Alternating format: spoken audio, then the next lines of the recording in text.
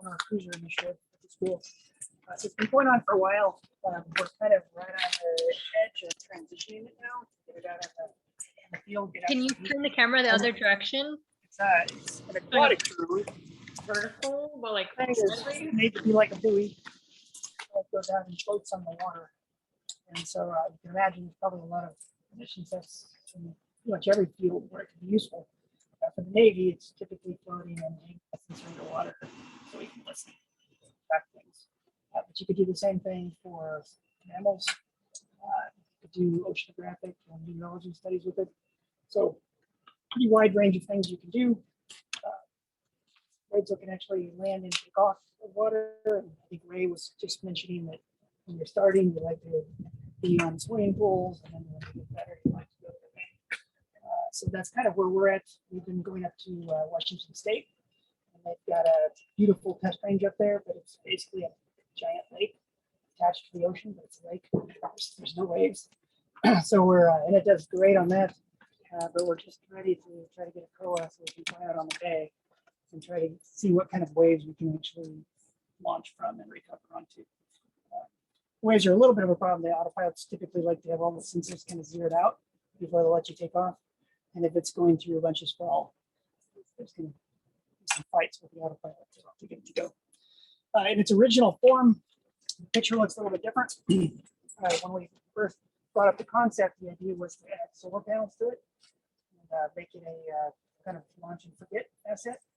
You put a flock of them out there, they would power themselves. You can't fly a VTOL on solar, but if you can float for a while, you can charge your batteries, and then a few times a day you can fly. So the goal was you take a flock of them, you launch them out at sea, they would migrate to the place where they want to be used, and then on station they would do whatever mission they were supposed to do, maybe follow things, whatever. And all the energy they would get would be from the solar panels. At the moment, the solar panels are still kind of the long pole in the tent, getting them watertight and survive waves is a bit of a bear. And then I don't know if you know much about the way quadrotors fly, but when they want to cruise, they have to lean into it. And so the solar array becomes a giant wing, but a wing that's facing the wrong way. So we're dealing with ways to try to handle that more efficiently. If this thing gets flipped, it's self-rights. Yeah, you get the CG and the buoyancy. That's actually what the pontoons are for out here, to make it level better. Does it have a little gyro or something? Well, it has gyro sensors, but no, the only gyro it has is basically the feedback to the motors when you power it up. But it stays pretty stable with these pontoons out here, as long as it doesn't get too heavy. If it gets too heavy and they start to sink, then that's rough. But it does self-right. Right now, the operational model that you have is just, you're not showing us the solar panels, or you're using. We're actually not doing it at all. We're launching it for like a day mission. It flies out a few miles, lands, we get our data, and we either pick it up with a boat or fly it back. That model actually works pretty well because the power to fly is about 10 to 20 times higher than the power of a typical payload. You could float for an entire day, when you could only maybe fly for half an hour. Trade space there. How is it sending its data back in a way? At the moment, we've got a few different links. It's still very much prototypey, so we have a straight RC controller as a safety backup, so that's this antenna. And then we have a telemetry link to the autopilot, so we can push waypoints to it, command it to take off and land, go to specific places. And then there's a missing antenna here that's for the payload that we've been flying with. That's the one on the tether. So there's a software-defined radio that gets their data back off. And how many would you deploy at one time? So at the moment, that RF design is great for one. It does not scale well, and it also, the ranges are pretty limited over water. When it's floating, the antennas are only about a foot off the water. So if there's any kind of swell, the link's go dead. So ultimately, I think we have to move to something like Iridium, so satellite links. But then the bandwidth is really small. It's text messages, basically. So then it becomes a little bit of a battle between how much you compute on board versus how much you can get off. So if you, and it's a power and energy trade space, right? If you do a lot of computational work, you're burning energy, but you might reduce the data to tiny little packets, which you could send a long way. Alternatively, you could minimize your compute time and spend everything on an amplifier for a high bandwidth RF link. But if you had like a group of these out there deployed, why not have a bird Yes. above? that- Yeah, so you could that either then- bring another asset up, or you could even, one of our original things was these guys would take turns popping up, talk to Yeah. their buddies. When you're doing things like target tracking, you'd want to share your position data that you got, so you can triangulate. So you got lots of data. What are the requirements that people are asking? So I would say we're extremely open at the moment. My only transition effort at the moment is with the group in the Navy doing underwater logistics. We've talked a little bit to the guys at Hopkins Marine Lab for tracking mammals and sharks. Yeah, but what are they asking? So persistence, most of the groups want persistence. The group I'm more, so 24/7. They want to put it out there. I'm sorry. What kind of data? Uh, Persistence, I understand. So I would say this is agnostic. We'll put whatever payload you want or can fit in there within the constraints of the device. The device still has to fly. The acoustic sensing is what I'm working on now. But if somebody wants to work on something else, I'm happy to team with somebody. It seems like there could be a lot of value for conservation oriented. A lot, a lot. Yeah. We have less contact with those groups, but Uh-huh. I think conferences like We this are do. perfect. Yeah, okay, great.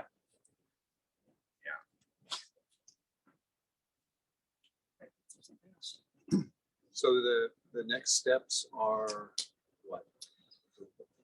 Well, so with the group I'm working with now, they're just trying to get their device rugged enough and reliable enough that we can actually hand it off to some groups in the theater to actually test it out. Sure. It's still very prototypey. I don't know how much you know about 3D printing, but all the plastic parts are 3D printed, so they're not solder tough. Uh-huh. So we'll see how that goes. We've had guys playing with them in small boats, and they've survived. But, it'll be a challenge. I think as the numbers go up and you start paying to have things molded instead, let's get better. So if other organizations like conservation groups maybe wanted to think about how this could be used around here, the best pathway for connecting with you is by way of Ray. Yep, absolutely. Yeah. Yeah, there's a big push in the school now to try to push transition of any other technology to every place we can. So Great. I'm happy to work with them. Does that hold station in the water as well? or- It does not.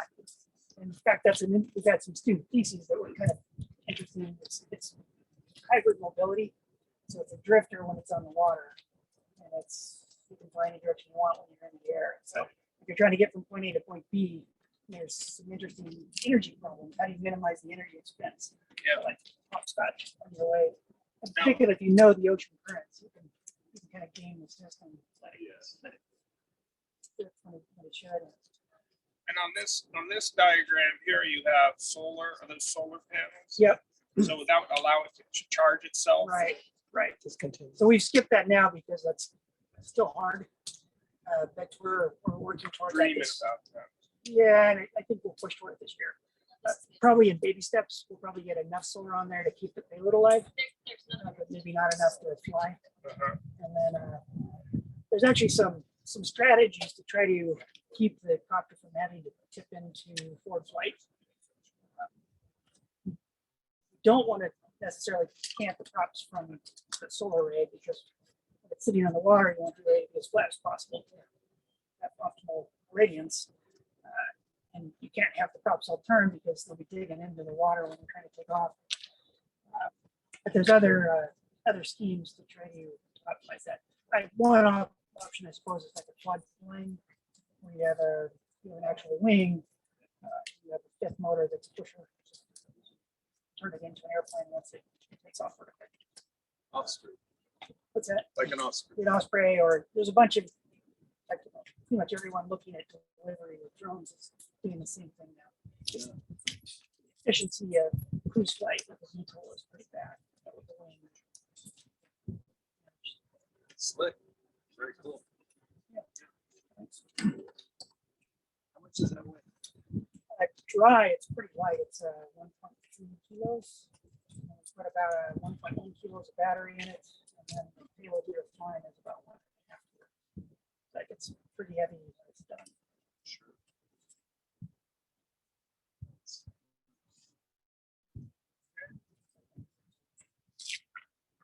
All right, ready for the next step? Sure. Right on. Into the tent. Well, there's 14 of you.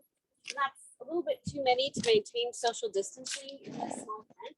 So if I could have 6 of you stand over here and another 6 of you come this way, and then we'll move over 3. So we have 6 people this way, and Steve Mullins will come in and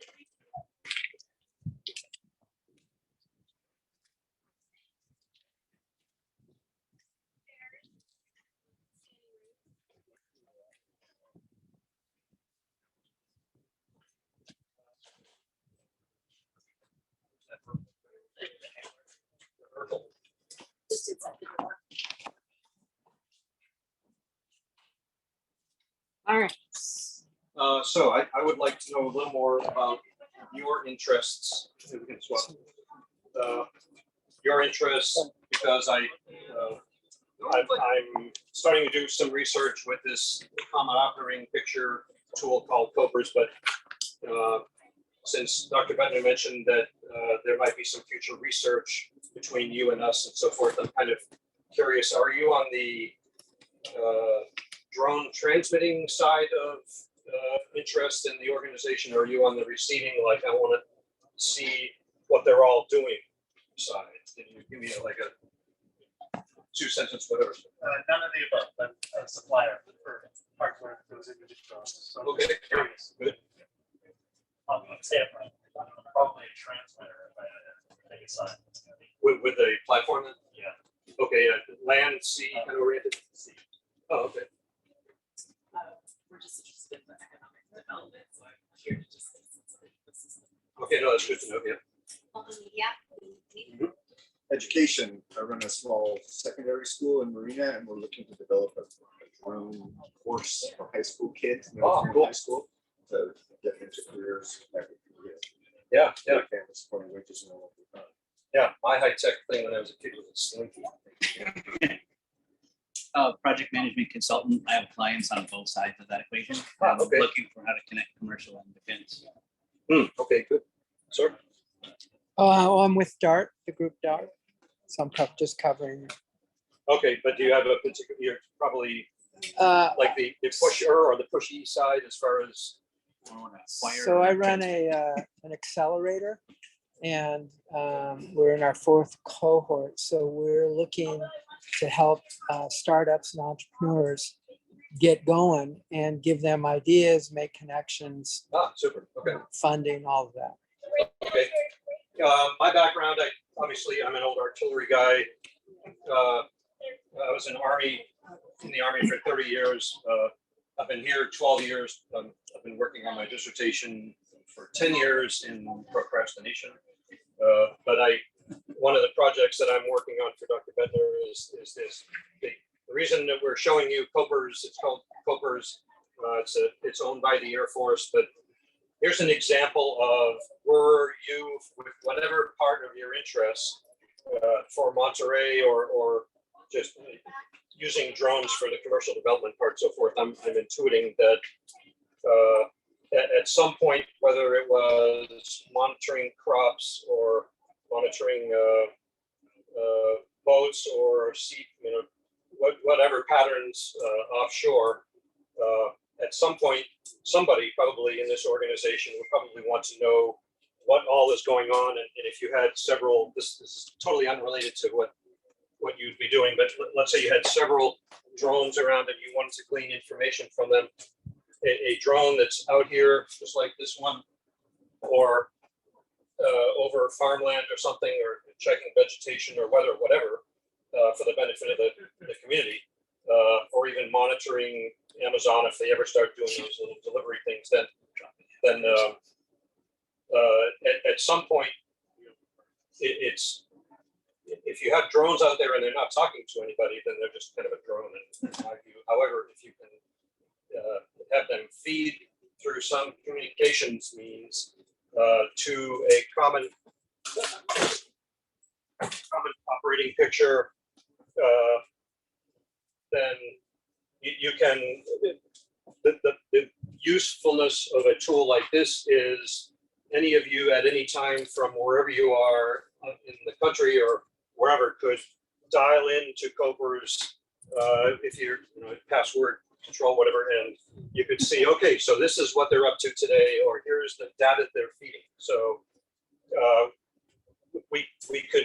what we do when we go down to Camp Roberts at, down south at Paso with our quarterly experiments, like we're going to do in the first week of November, is I have some folks from the Air Force set this up, and then we ask anybody who's doing experimenting, do you want to feed your data, video, streaming, text, whatever, and your boss is back and watch what you're doing and monitor and say, move to the left or do this, or go a little bit further.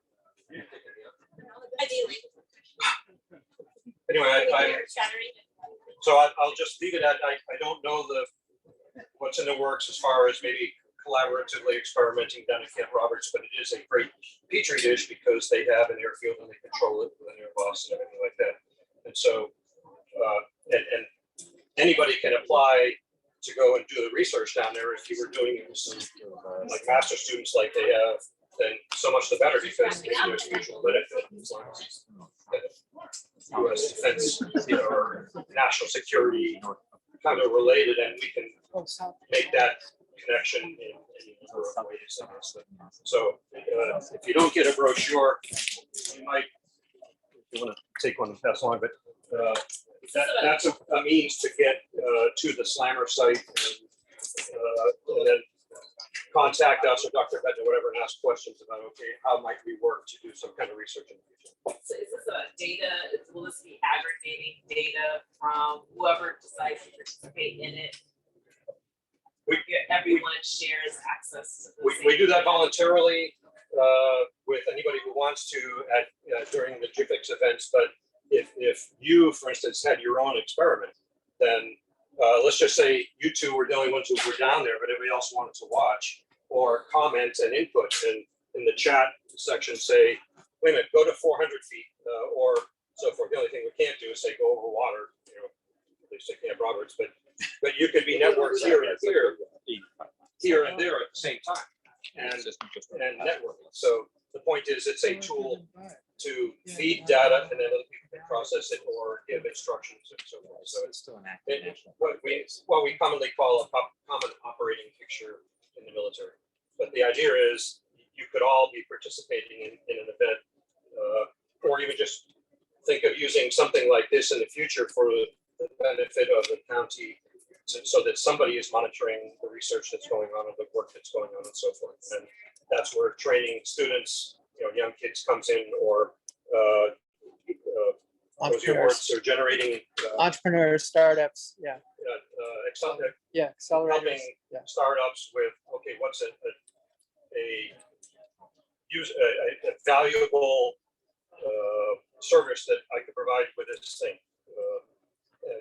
But if somebody's going to want to watch it in the future, to at least say, okay, where are things going on, so we don't get an airplane or something else. And that's a whole thing of the future, is how to manage individual drones over. That's way above my brain. Anyway, that's, if you have any more questions, fine. We're here, and I guess we're establishing some working research relationship. Passed out the cards there. So if you visit SLAMR at nts.edu and said, hey, I'm trying to talk about robotics, or this is what we're looking at, and what we try to do is find the right one of our college students.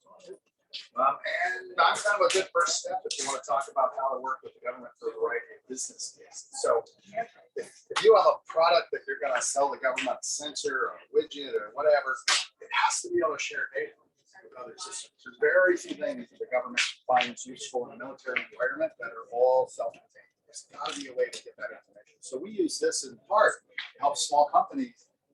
We help them walk through what it's going to take to be able to do that. It includes things like about cybersecurity. So we do it in the field environment. You don't have to answer all those questions. We're trying to make you aware of those questions, and at the same time, help you understand what it would take to take this product to the government. So we'll move out into the sunshine here and we'll continue a conversation.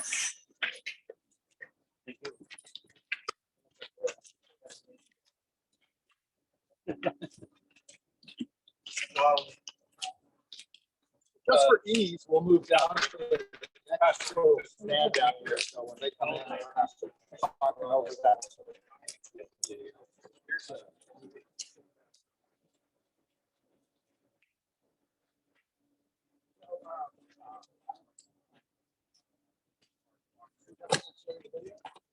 No. So the video is available just on nps.edu.fx website. And you can actually see us working with some of the underwater systems.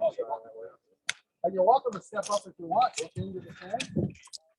While I may have mentioned, we've got some tape on this one. The idea here, you can kind of see the bottom and see objects in it. The idea here is you need a place for you to see how your system works before you go out to the real ocean.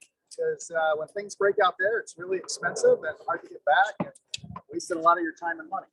So the idea with these tanks, when the government's not using them, they'll be available to educational institutions, robotics clubs at the high schools. They would also be available to companies to come out and explore how your system will work. So you don't have to figure out how you can test it.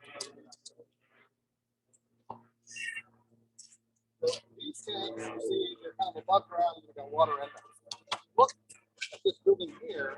You'll notice the building is kind of built on a platform. That has these over there. So again, the big idea with the facility is I want to be able in one place to explore how robotic systems, underground, underwater, surface in the water, aerial, and space systems are all able to communicate or sharing information. So that kind of thing is what we're trying to build and help our students and faculty members have a place where they can do that. And while you guys rode the luxury bus in, this is only an 11-minute walk from campus. So they can walk across the street. There's already a beautiful crosswalk there. It's a little parking area. They just walk down here. They can go right back to class and get right back to work. That's really important for us in the educational environment, not to have to, bus the students an hour in order to Mbari or head over to the aquarium where they're not really set up to do drones and robotics.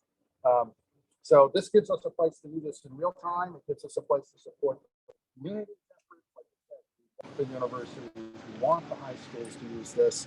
We did do a MAKES robotics competition, a remotely operated vehicle for middle school and high school, and let them use the tanks. And what you'll see over the course of the next year is this will become painted and properly marked, all new railing.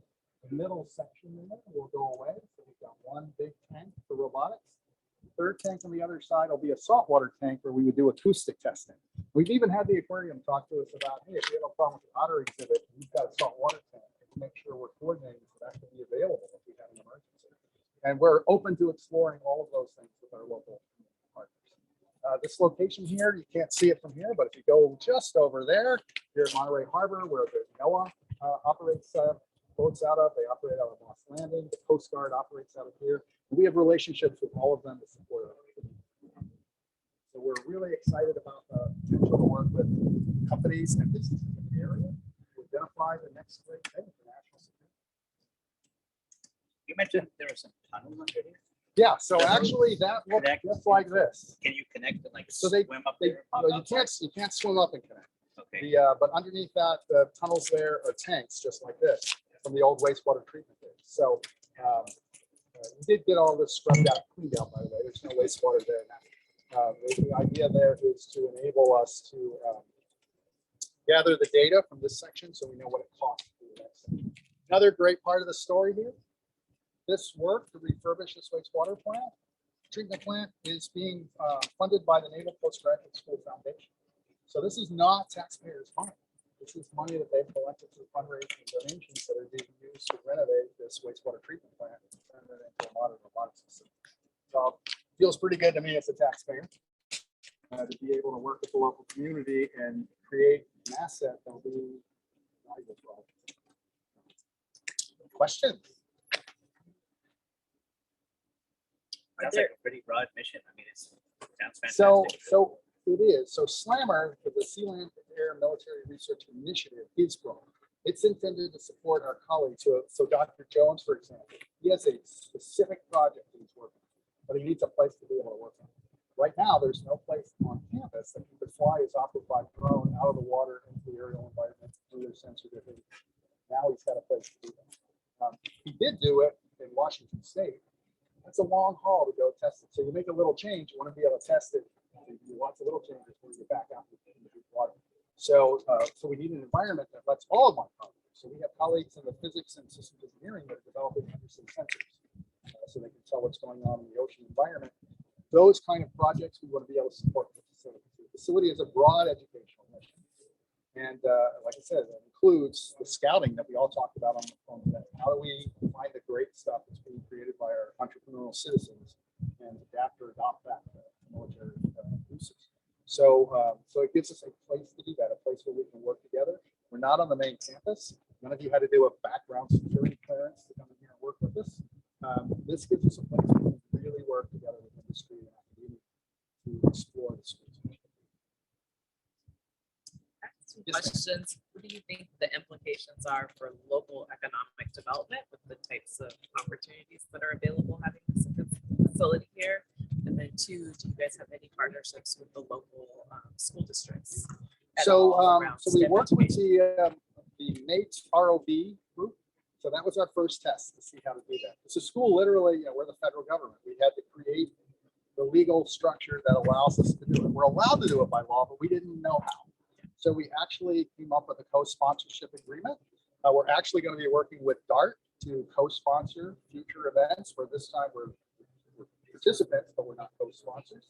We want to be co-sponsors. We already, there were some examples on the phone today.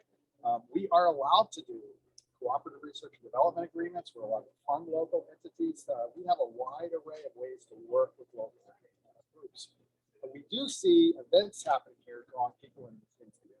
So the quarterly field experiments we do down south of Camp Roberts tend to have 200 or 300 participants that come in and participate for a week at a time each quarter. We expect to have dozens of participants coming here for this kind of event.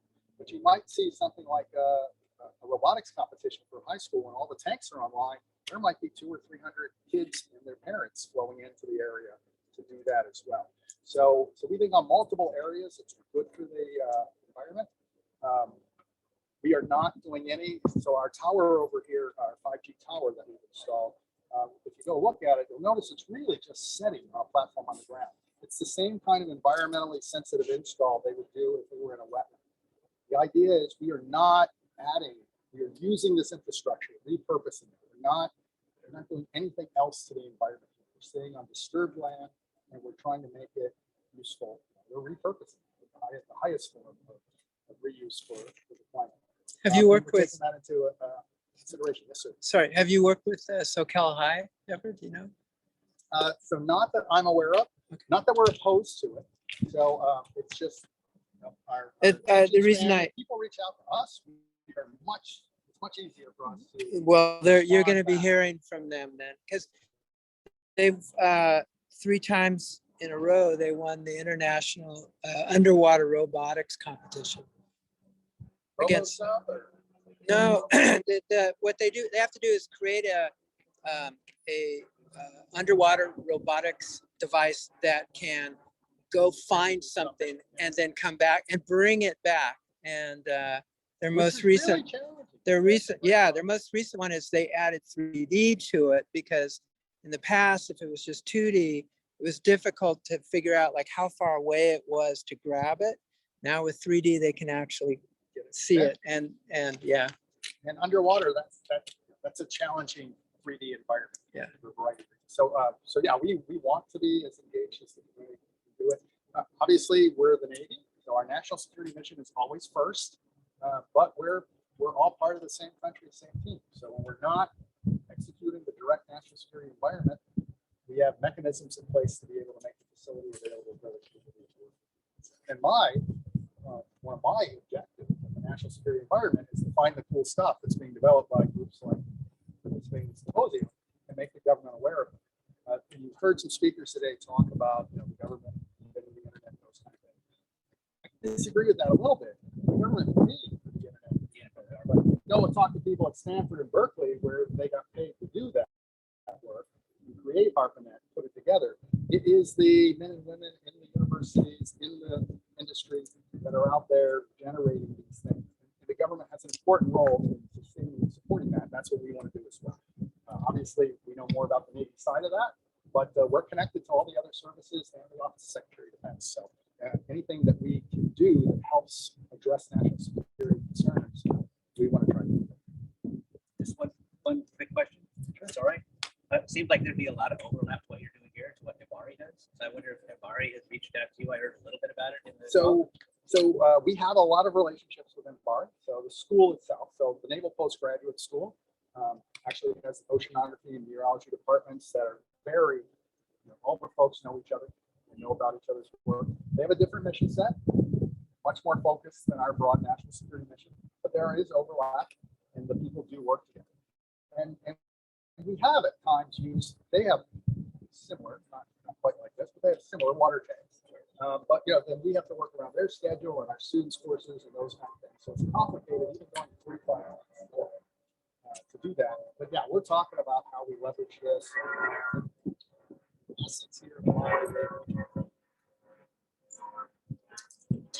Lots of questions. They're not pretty yet.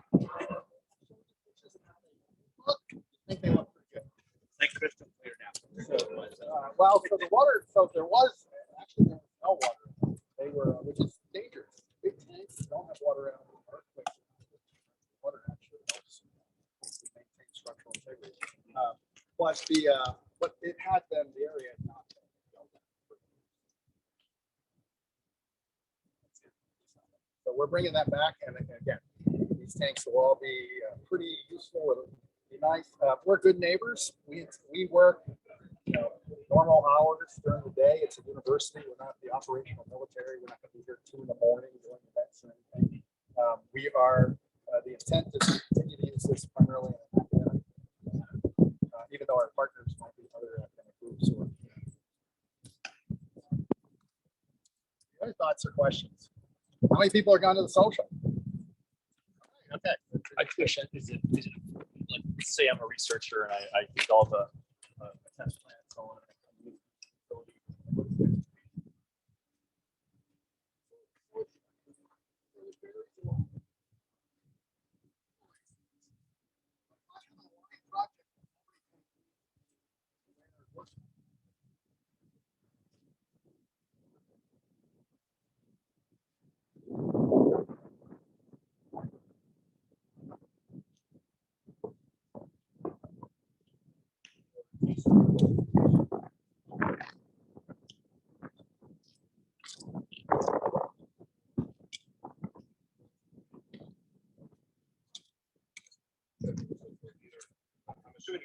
Oh, what do you guys think of the DART symposium so far? Yeah, I liked it better when it was in person. it sure was nice, wasn't it? I agree. I totally agree. Yeah. Well, unless we have the Zeta virus, the Zeta variant. Good. All right. How do you guys feel about this? I love it. And since we're live, I'm going to say, first of all, thank you all for joining, and we will now cease this webinar.